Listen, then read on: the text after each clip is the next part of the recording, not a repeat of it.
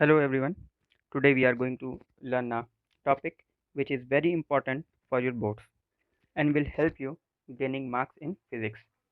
So before starting, I want to tell you that to understand physics, we must keep in mind four terms, three or four terms. First of all, we must know the definition of the term we are going to study. Secondly, the formula, and third and most important, the SI unit. And fourth, the factor. The fourth one is not so much necessary, but sometimes it is very useful. The factor affecting the term that we are going to study. So without wasting any time, let's go on. So today we are going to study potential difference. But before studying potential difference, we must know the electric potential. So what is electric potential? Electric potential क्या है? जब हम किसी unit positive charge को infinity से किसी electric field में ले जाते हैं, तो जो वर्क डन होता है, जो उसका काम होता है, उसको हम क्या कहते हैं? Electric potential. So basically electric potential is the work done in moving a unit positive charge from infinity to that point. Electric potential में यूनिट चार्ज इन्फिनिटी से इलेक्ट्रिक फील्ड तक जाता है, लेकिन पोटेंशियल डिफरेंस में यूनिट चार्ज एक point से दूसरे पॉइंट तक जाता है, और एक पॉइंट से दूसरे पॉइंट तक जाने में जो वर्क डन होता है, उसी को हम लोग क्या कहते हैं? Potential difference. So this is a unit charge and it is moving from one point to another, and the work done here,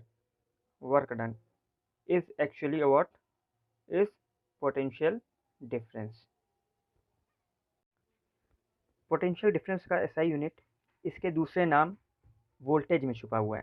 घर में अक्सर बात होती है कि वोल्टेज बहुत हाई है कि लो है, तो पोटेंशियल डिफरेंस का दूसरा नाम है वोल्टेज, और इसका जो एसआई यूनिट है इसी के नाम में छुपा हुआ है. देखिए वोल्ट, वोल्टेज में ये इसके नाम में वोल्ट, तो एसआई यूनिट पोटेंशियल डिफरेंस का है वोल्ट. पोटेंशियल डिफरेंस को मेज़र किया जाता है वोल्ट मीटर से, और वोल्ट मीटर का जो रेजिस्टेंस होता है बहुत हाई होता है. अब हमने पोटेंशियल डिफरेंस को बेसिकली समझ लिया है कि क्या होता है. अब इसकी डेफिनेशन पे आते हैं, क्योंकि एग्ज़ाम में डेफिनेशन पूछी जाती है, तो डेफिनेशन हमें कायदे से लिखनी आनी चाहिए. Now the definition is the work done in moving a unit charge from one point two another in an electric circuit is called potential difference. Potential difference का फॉर्मूला होता है work done upon quantity of charge moved, लेकिन हमने अभी ऊपर definition में पढ़ा कि the work done in moving a unit charge, तो यहाँ पे यूनिट चार्ज है डेफिनेशन में, और पोटेंशियल डिफरेंस में क्वांटिटी ऑफ चार्ज आ गया है, तो इससे कंफ्यूज बिल्कुल भी नहीं होना है. हाँ, जो टोटल वर्क डन है उसको डिवाइड करेंगे क्वांटिटी ऑफ चार्ज से. जब हम क्वांटिटी ऑफ चार्ज से डिवाइड करेंगे तब हमें ये पता चल जाएगा कि एक यूनिट चार्ज ने कितना काम किया है. फॉर एग्जांपल, वर्क डन है 100 joule, and quantity of charge है 10, यानी 10 चार्ज ने मिलकर कितना काम किया है? 100 काम किया है. तो हमें ये पता चलना चाहिए कि यूनिट चार्ज ने कितना काम किया है, यानी एक चार्ज ने कितना काम किया है. तो हम 100 को 10 से डिवाइड कर देंगे, यानी वर्क डन को किससे डिवाइड कर देंगे? क्वांटिटी ऑफ चार्ज से. तो हमें क्या पता चल जाएगा? यूनिट चार्ज का वर्क पता चल जाएगा, यानी एक यूनिट चार्ज का वर्क पता चल जाएगा. और एक यूनिट चार्ज का जो वर्क होता है, जो from one point two another move करने में जो वो वर्क करता है एक यूनिट चार्ज, उसी को हम लोग क्या कहते हैं? Potential difference. अब पोटेंशियल डिफरेंस का हम लोग यूनिट निकालेंगे, तो यूनिट निकालने के लिए हमें पता होनी चाहिए उसकी फॉर्मूला है potential difference is equal to work done upon quantity of charge moved. Work done हो गया, वर्क डन का सभी को पता होता है कि ऐसा यूनिट होता है जूल, और charge, quantity of charge move कहें या चार्ज कहें तो बात चार्ज की हो रही है, और चार्ज क्या होता है? कूलम. तो पोटेंशियल डिफरेंस हमने ऊपर पढ़ा था कि वोल्ट है, तो वोल्ट ही को हम क्या कह सकते हैं? जूल पर कूलम्ब. तो यहाँ पे देखिए 1 volt is equal to 1 joule by coulomb.